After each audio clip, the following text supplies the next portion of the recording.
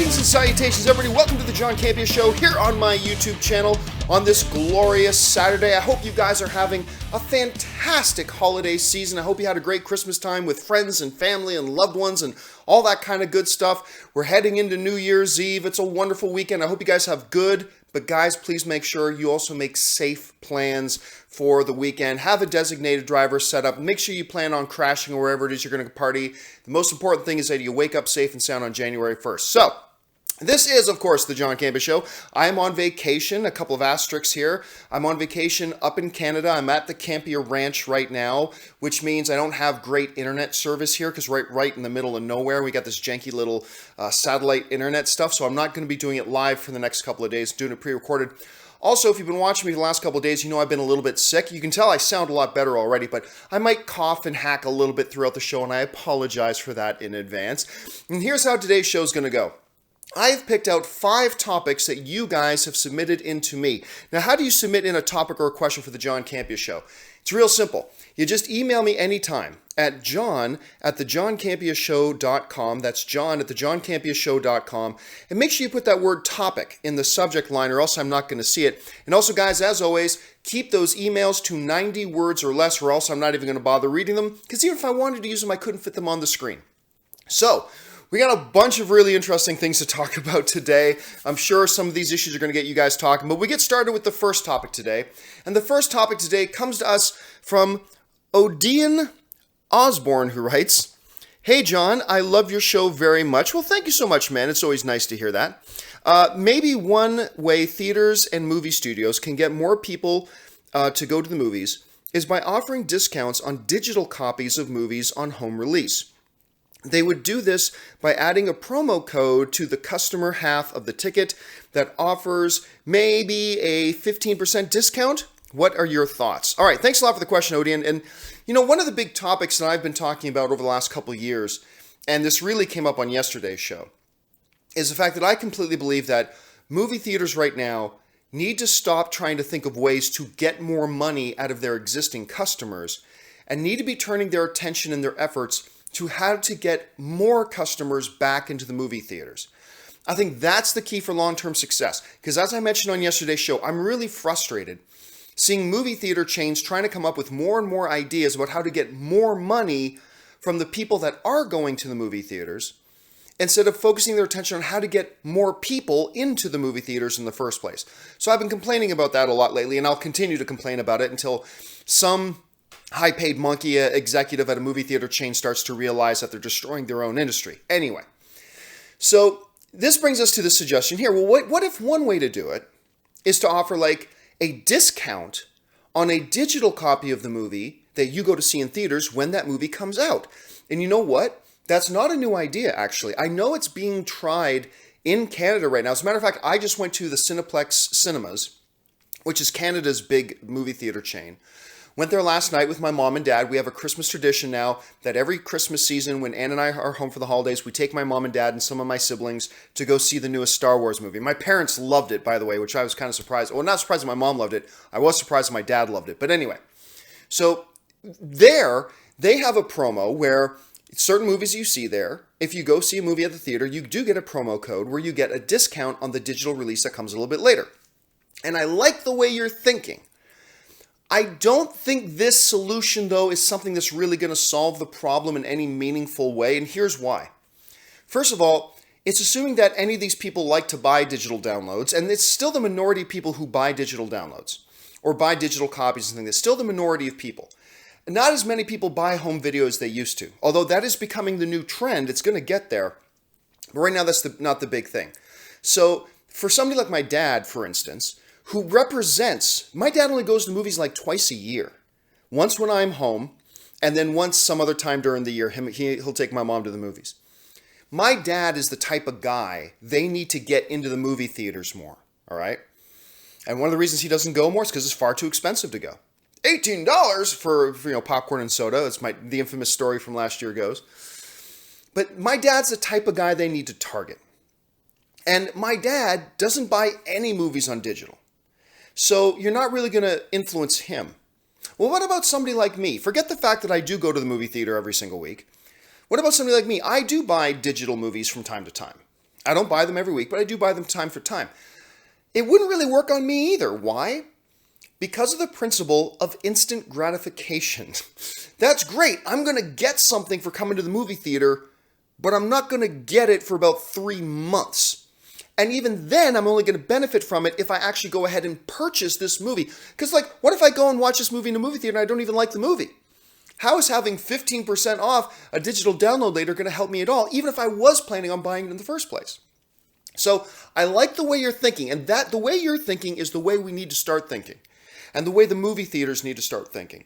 Let's think in terms and come up with some creative ideas. And even if 90 out of 100 of them are bad ideas or wouldn't work, we still got to put in the effort. So I like that you're trying to think outside the box, think creatively.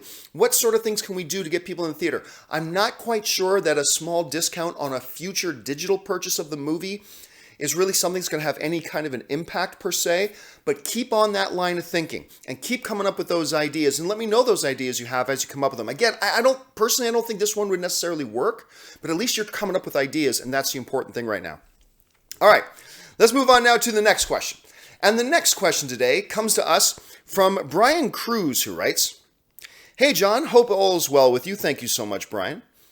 Why do we get so few sword and sandal movies these days?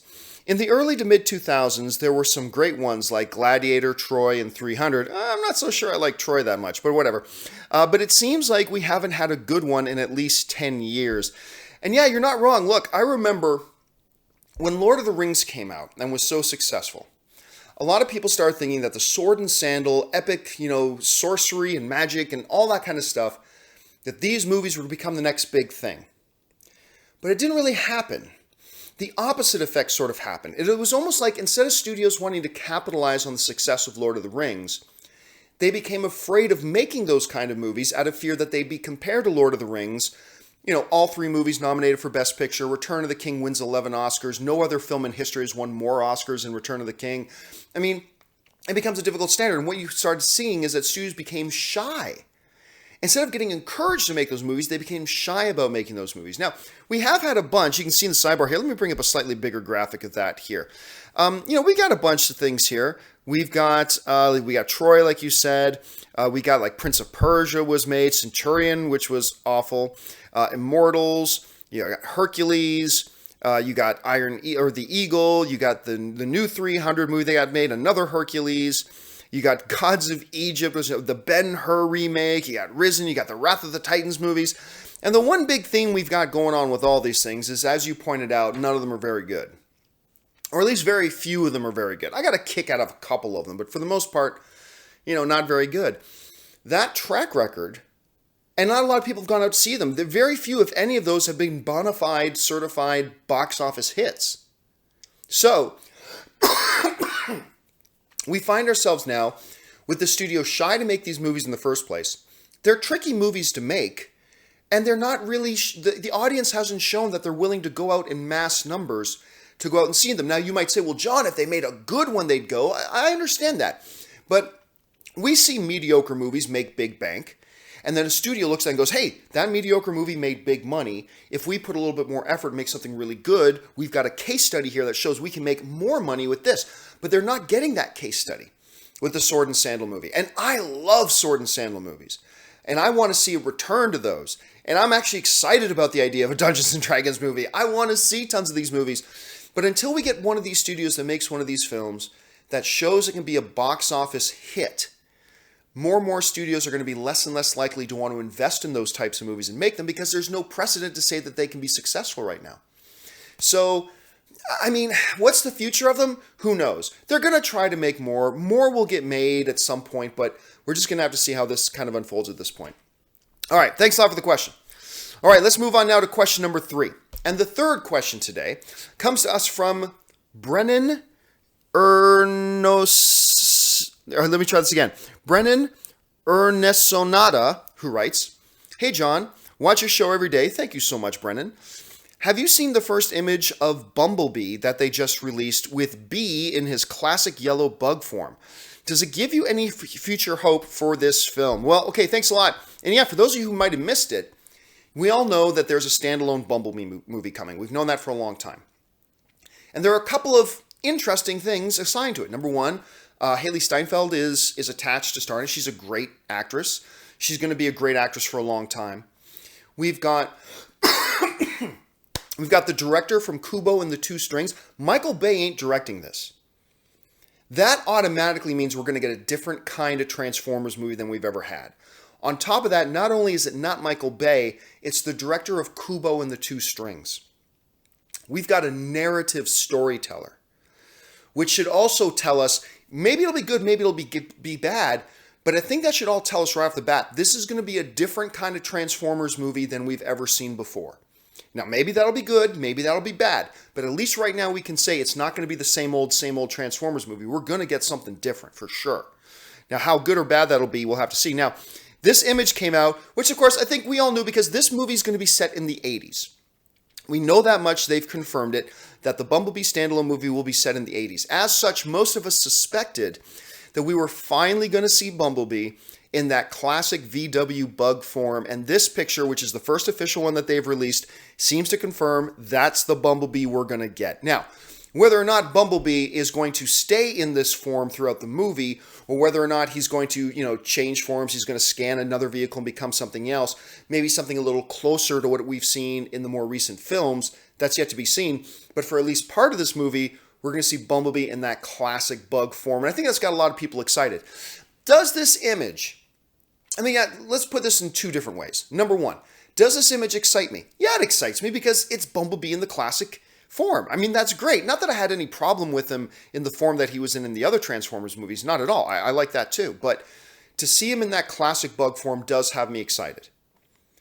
But the literal question you're asking, does this picture, and again, let me just bring the picture up again. Does this picture actually give me more hope for the movie? And the answer to that is no. No. It doesn't take away anything either, but it's just a still image of a VW bug. This picture in no way gives me any indication if this movie is going to be bad, or if it's going to be good, or if it's going to be worse than my expectations, or if it's going to be better than my expectations. It's just a picture. Do I like the picture? Yes. Am I excited that he's in the original form? Yes, I am. But really, does that sway my opinion one way or the other about whether I'm more, enthusiastic, if I'm anticipating this movie even more or less than I was before? No, it's just a still image. And him being a bug is not going to make this movie any better or any worse. Honestly, Bumblebee could be a lawnmower. In this 1980s version, Bumblebee could literally transform into a lawnmower. That in and of itself would not make the movie any better or worse. Well, maybe a lawnmower would make it a little more silly, but still, you get what I'm saying. It's not going to make the movie any better or worse. It's just the platform. He's going to be the original bug? Great. That's the platform from which the movie's going to try to launch off from. You still got to make a good movie. The things that give me hope about this movie: pretty decent lead cast. We got a really solid director making his live-action film debut that's already shown he can tell good stories. Those are the things that give me hope for this movie. Not a standalone picture of Bumblebee as a bug. Although I do like the picture, doesn't give me any more hope for the film. All right, guys, you, I'm sure, have your own opinions about that. Jump into the comment section below and let me know what you think about this picture. Does it shift your enthusiasm for the movie? Doesn't for me, but that doesn't mean it won't for you. Does it shift the enthusiasm meter at all? Does it make you more excited for it, less excited for it? Let me know in the comments section below. All right, let's move on now to the next question. This is something I get asked all the time. This next question comes to us from one of my Patreon supporters, Jeremy Sneed, who writes, I often get in debates with my friends about the importance of critics and even Rotten Tomatoes. However, they always come back with mostly bad conspiracy theories. But one thing that seemed logical. These early screenings / flying critics to set visits / junkets in vacation spots paid for by the studios, couldn't all this seem like a payoff? All right, thanks a lot for the question, man. Okay, so this is something I deal with all the time, and I have dealt with ever since even before the AMC days, ever since the movie blog days. There is a perception out there that people have. Normally, it's only people who don't like the fact that a critic will like or will not like a movie that they like. There's no conspiracy theories as long as the film critic likes a movie that they like. But if a film critic dislikes a movie they like or likes a movie they dislike, then there's conspiracy theories. It's very convenient. Oh, they don't like a movie I don't like? Okay, they're fine. Yep, no problem here. Oh, they liked a movie I didn't like? Paid off. You ever notice that? It's actually rather pathetic. But anyway, And so there used to be this ridiculous notion out there that studios, particularly Disney and Warner Brothers, because believe me, I still, every single day, I get tweets, YouTube messages, Facebook messages, emails, whatever, of people accusing me, number one, of taking paychecks from Warner Brothers for their DC movies, and two, taking paychecks from Disney for their Marvel movies. Every single day, without exception. Anyway, but for the most part, most people realize that the notion of studios paying off film critics for reviews is ridiculous. It's absolutely nonsensical. Because how much are they going to pay a film critic? How much is a film critic's career worth to them? Because if a film critic ever got found out that they were actually paid off for a review, their career's done. Not only is their career done, but now let's say a studio, let's say Lionsgate paid off a film critic. And it got found out that that film critic, so how much are they going to pay him? $50? $100? $1,000? What's the career worth to him? $5,000? $10,000? You think Lionsgate paid $10,000 for a review? Anyway, most people then start to realize, oh yeah, I guess if Lionsgate ever did that, it would be stupid, because if the critic got found out, the critic's career's over. But if the critic got found out, everybody will turn on Lionsgate. And there's no way you can keep that secret. You start making payouts to 200 film critics, somebody's going to spill. And it's going to get found out. And I think now most people realize the ludicrousness, like just how much of an idiot you sound like if you suggest that studios pay off critics. Like, you sound like a moron. I mean, put on your tinfoil hat, you're a moron. That this isn't a subjective thing. This is an opinion about the movies. If you actually think studios pay a film critic for a review, you're just flat out an idiot. Just flat out. You're a moron. And most people seem to realize that. And I get less of that now these days than I used to, because most people are quite smart and they realize, oh yeah, I guess that wouldn't make sense. However, there's still this notion out there that, you know, I used to get this all the time. John, you go to these junkets. The studios put you in a room, you one-on-one with pardon me, you one-on-one with Henry Cavill. You've got to get together with Henry Cavill 3 times, where you've got to sit down one-on-one and just have a private conversation with him for like 5 minutes time to use for your interviews. You get to go in a room and have a private conversation with Scarlett Johansson. You get to go and sit down and discuss things with Ben Affleck. You get to go and sit down and talk with Chris Hemsworth and Chris Evans. You get to go and sit down and talk with Michelle Pfeiffer and whatever. That's the studio paying you off. They may not give you a check for money, but that's their way of paying you off. Or, you know, we used to cover a lot of red carpets when I was back at AMC and whatnot, and we would go cover the red carpets. We get to go be, you know, those press, like these guys you see here. We got to be those press. We'd have our own little spot on the red carpet, and the stars of the movie would come down, and they'd stop and talk to us, and then they'd move on and talk to the next person. And we got to be on the red carpet and meet all the movie stars and the producers and the directors. And people go, well, John, that's kind of a way of them paying you off, that you get to do that. Then there are these people who think, like, you know, sometimes I get invited to set visits all the time. Like, John, we have come fly out to, seriously, this, like, John, I remember this one movie, come fly out to Pennsylvania for like 24 hours. We want you to be on set, see a little bit of us filming this movie so you can write about the movie, blah, blah, blah, blah. Well, John, them sending you out to something like that, that's like them paying you off. Here's the thing you got to keep in mind, all right? When it comes to the junkets, when it comes to the red carpets, when it comes to the premieres, when it comes to set visits, whatever, okay? This is something, it may be weird to think of it this way, because if this isn't your job, it might be weird for you to think of it this way, okay? But follow me here. To you, or to anybody who isn't in this job, getting to go to a press junket where you get to sit down one-on-one with the director of a movie, and then go to another room and sit down and talk one-on-one with Robert Downey Jr., and then go to another room and talk one-on-one with John Malkovich. That sounds amazing. I know, because I used to think it sounded amazing. Back in the day, like when I was doing the movie blog, I would fantasize about being able to I'll get big enough on the movie blog that I'll start getting invited to press junkets and all that kind of stuff. And oh my God, how amazing would it be for me to go and sit down and talk to Julia Roberts, just me and Julia Roberts sitting one-on-one and having a conversation. Oh my God, that's amazing. I used to think I remember the first time I got invited to cover a red carpet. Oh my God, that's amazing. I'm going to be on the red carpet as Brad Pitt and Angelina Jolie. They were still together at the time. As Brad Pitt and Angelina Jolie come walking down the carpet, they're going to stop and talk to me. And I'm going to be able to take pictures and blah, blah, blah. Oh my God, it's the most amazing thing ever. Let me tell you a little secret. They're worthless to us. People in my industry, those are worthless. Because once you've done one or two of those, number one, you realize they're not worth the effort they take. Because I remember, because you guys might remember this.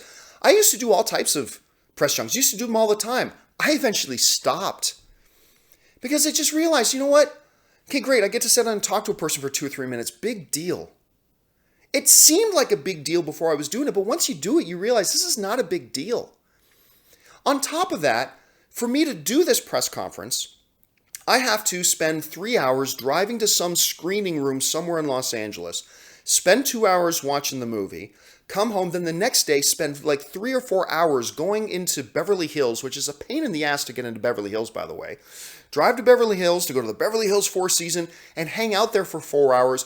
Also, I could talk to Chris Evans. I mean, Chris Evans is a great guy. I've spoken to him many times. He's wonderful and everything, yes, but, so I can talk to Chris Evans for 5 minutes? So I can make an interview video that maybe 2,000 people will watch? And you'll remember, I just stopped doing them. And I stopped my staff from doing this. And we're just not doing this anymore because it's a waste of time. It's not a big deal. We get nothing out of it, and it's a total waste of time. When studios invite you to go to cover press junkets, they're not doing you a favor. Studios are asking you to do them a favor. That's really what that is. They want the coverage of the movie. They don't care about good reviews or bad reviews at that point. All they want is coverage. They just want people talking about the movie. That's it. They're not worried about reviews. They're not worried about. They just want people and news pieces being written about the movie. That's their number one goal, is to get coverage. Coverage, coverage, coverage. That's the main responsibility of a PR person in a studio. Not getting good reviews, it's getting coverage. That's what a PR person's job is in the studio. And so eventually it's like, you know what? We like these studios. We like Lionsgate. We like Sony. We like Warner Brothers. We like Disney. But it is not worth our time to go to these junkets anymore. It is a waste of time. So the notion, you talk to anybody who covers junkets for a living, and you suggest to them the notion that, oh, that's like the studio's paying you off. You get to go and talk to those movie stars. They will punch you in the face because I haven't talked to one person who does junkets that loves doing junkets. Everybody hates them. Nobody likes going to these junkets. They are boring. They're a waste of time, and you get nothing out of them. So no. Well, John, what about the red carpets? The red carpets. The red carpets are worse. First of all, yes, you get your own little space on the red carpet, but you're crammed in like sardines. I kid you not. You are crammed in like this. And you're standing there in one spot, no chairs, no nothing. You're standing there for about 3 hours. And I remember this one time we were covering, Katy Perry had that documentary out about her concert tour or whatever. And the studio asked us to come and cover it. So we said, okay, we'll go and cover it for them. I remember me and Dennis Zen. Dennis was going to do camera. I was going to do the interviews. And we went down. It was in the middle of the afternoon in Hollywood. In Celsius, it was about 40 degrees Celsius. So it was over 100 degrees in American terms. It was over 100 degrees Fahrenheit in the sun. And we're standing there. Literally, I remember you could touch the top of my head and it was hot. You couldn't hold your hand on the top of my head because it was too hot. And I remember we were waiting there and they were running a little bit late. And finally I just turned to Dennis and I said, Dennis, this isn't worth it. We got to get out of here. And Dennis said, yeah, let's get the hell out of here. And we left and we just split. And the studio's like, you're leaving? It's like, dude, it's way too, you didn't give us any shade. You're not even giving us bottles of water. We're standing out here in 100 degrees of heat for what? So I can stand here so Katy Perry can walk by me for 2 seconds?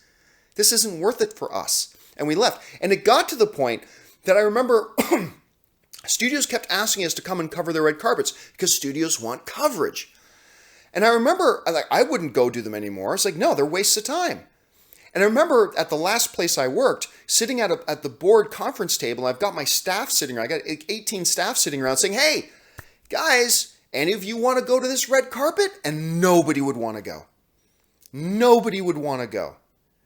And I remember it really peaked when there was a Marvel movie.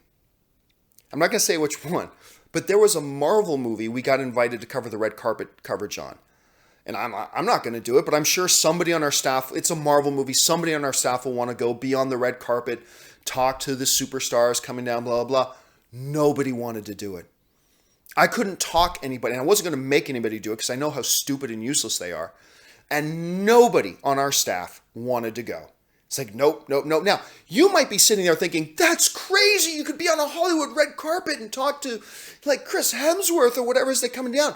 I understand that sounds really cool. And that sounds like it's glamorous for a minute. But once you've done it once or twice, you realize it's just a pain in the ass. Well, okay, Joe, what about set visits? Set visits. That's like them paying you off. Set visits are the worst. And once again, I started killing set visits. You know why? Because it wasn't worth it to me to lose a staff person for like 36 hours just so they can get and write a piece on the set visit that wasn't going to get any views whatsoever. And you know how most of these set visits were? Like, remember I mentioned that one that invited me out to Pennsylvania? And I turned it down, but this is seriously a lot. Like, some people hear set visit means they fly us down, they put us in a 4-star hotel for 3 days and nights as we have food catered into us and we get to go swimming with the movie stars. No. Here's what most of these set visits are like, okay? You fly 6 hours across the country, get off the plane, go directly to the set, hang out on set for about 5 or 6 hours. They'll provide you lunch.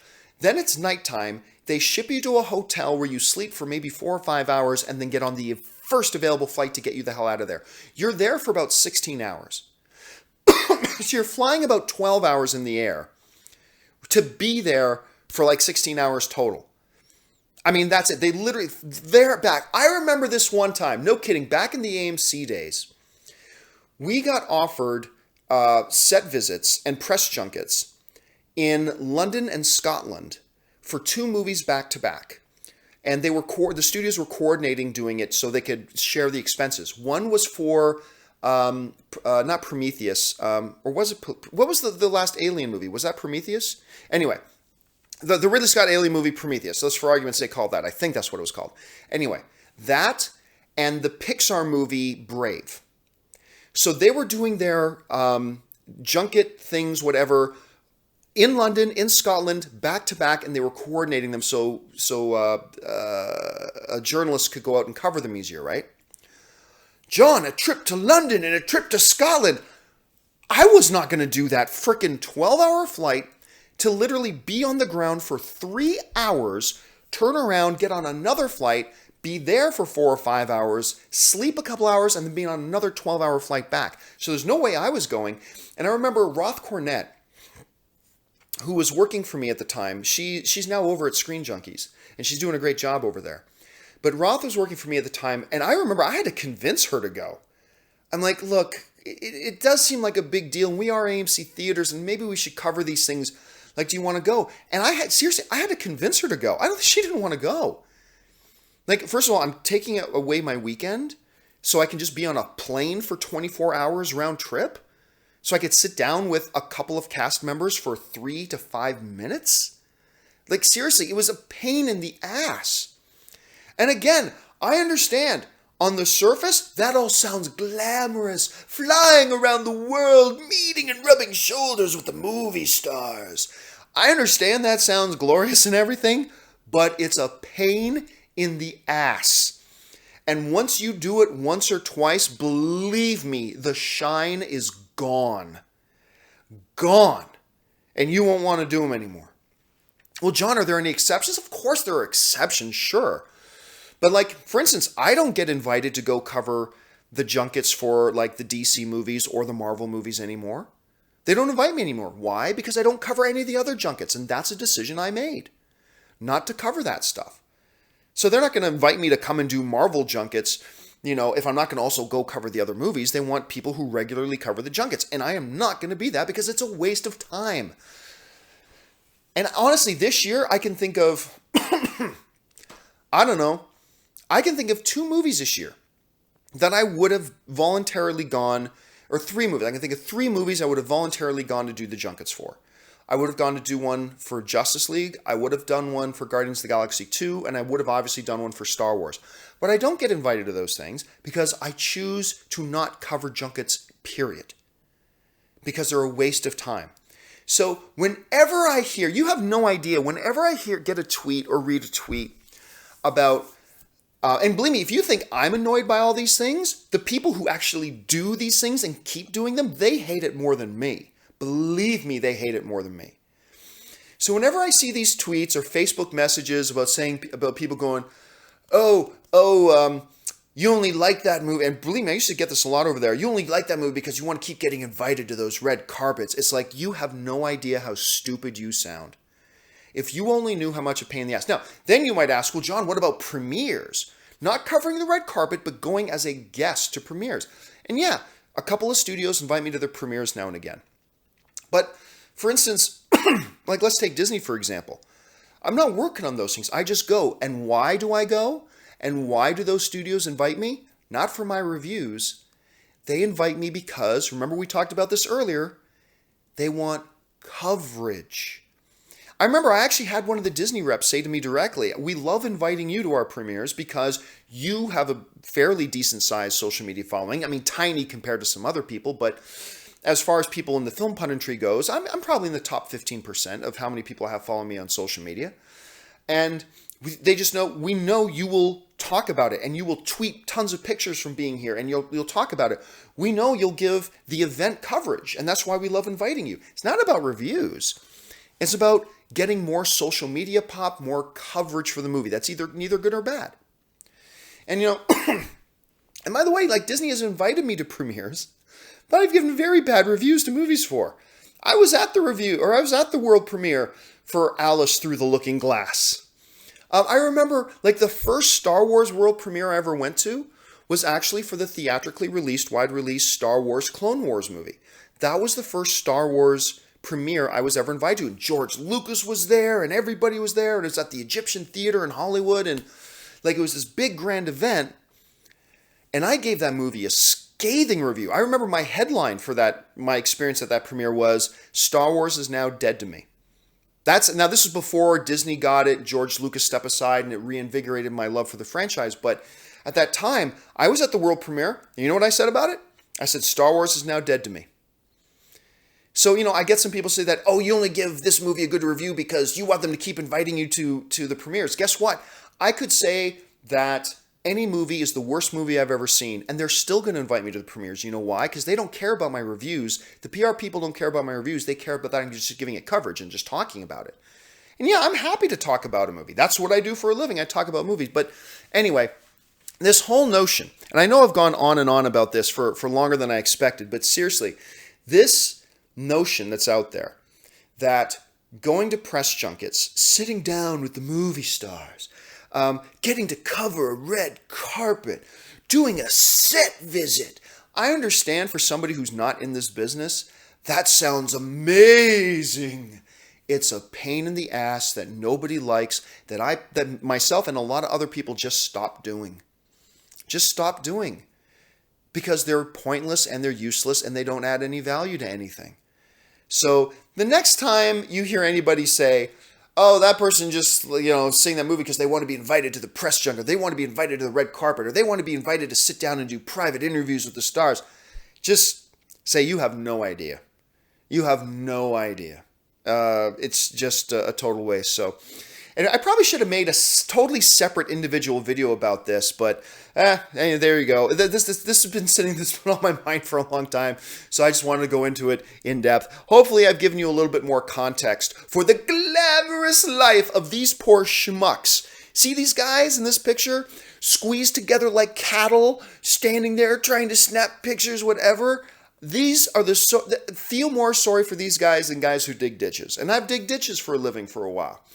But yeah, it's a horrible, horrible, horrible thing. I hate these things. I stopped doing junkets. I stopped doing red carpets. I stopped doing set visits. Not because, there's an integrity. No. I stopped doing because they're stupid and they're dumb and none of us like doing them.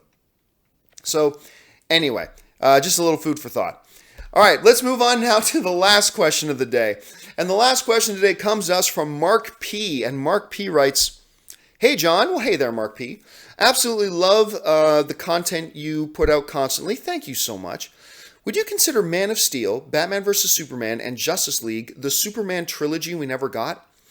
I wouldn't put it on par with the more popular trilogies out there, but the character goes through drastic changes from their start of Man of Steel to Justice League. And with Warner Brothers being such a hot mess, I wonder if we'll ever get an official trilogy. Well, thanks a lot for the question, man. And yeah, I think, pardon me, my favorite guy in the DCU is Henry Cavill's Superman. You guys know I love Man of Steel. It's in my top 10 favorite comic book movies of all time list. I dig that movie a lot. So, and why Warner Brothers is talking about doing all these other dumb things and yet not doing, not that the things they're talking about doing is dumb, it's just that it's dumb that they're talking about doing all these other things and not talking Man of Steel too. That to me is ridiculous. It's Superman, for heaven's sakes. Anyway, should we then look at Man of Steel, Batman vs. Superman, and Justice League as sort of a Man of Steel trilogy? You can. There's no hard and fast rule about what the definition of a trilogy is per se. So I don't think anybody can say you're wrong if you want to call it a trilogy. I myself wouldn't, because, you can make an argument that Superman isn't even the central figure in Batman vs. Superman, and Superman certainly isn't the central figure in Justice League. So for me, and again, it's a very loose way to define it because you can define trilogy however you want and you're neither right nor wrong. But for me, if you're talking about calling it a Man of Steel trilogy, when the Man of Steel isn't even the focal point of the second or third films, I'm not sure we can call it that. Like the Harry Potter movies, Harry Potter's the central figure of all those movies. You can do that. So yeah, I wouldn't myself call it that. But I wouldn't argue with you if you wanted to call it that. That would be totally fine. All right, guys, that will do it for me for this installment of the John Campea Show. Thank you so much for joining me here today. Listen, I want to hear from you. Any thoughts, opinions, or maybe follow-up questions you have. I don't necessarily answer follow-up questions, but I do read all the comments. Jump down below, leave your thought and your opinion. Remember, guys, we're all movie fans together. So if you get into a debate, and debates are really fun, that's the best thing about being a movie fan. Just remember, you're debating against somebody who may have a different point of view than you, but ultimately they're on the same team. We're fellow movie fans together. So just keep that in mind as you have your debates. Just be respectful of one another. That's the best way to do it. Guys, make sure you click the thumbs up button. And by the way, I didn't do my little Patreon commercial. Let me do my Patreon plug here right now. Do me a favor, guys. If you enjoy my content and you watch my videos for any period of time every month, head on over to www.patreon.com/John Campea. When you're there, you'll get all the information about what it means to be a Patreon supporter, how being a Patreon supporter makes this channel exist, and the benefits of being a Patreon supporter. And if you read all that stuff and then you want to become a Patreon supporter, awesome. Thank you so much. And if not, that's totally fine too. I'm just glad you're here, being a fellow film fan and talking about movies with us. All right, guys, that will do it for me. Thanks so much for joining me. My name's John Campea, and until my next video, bye-bye.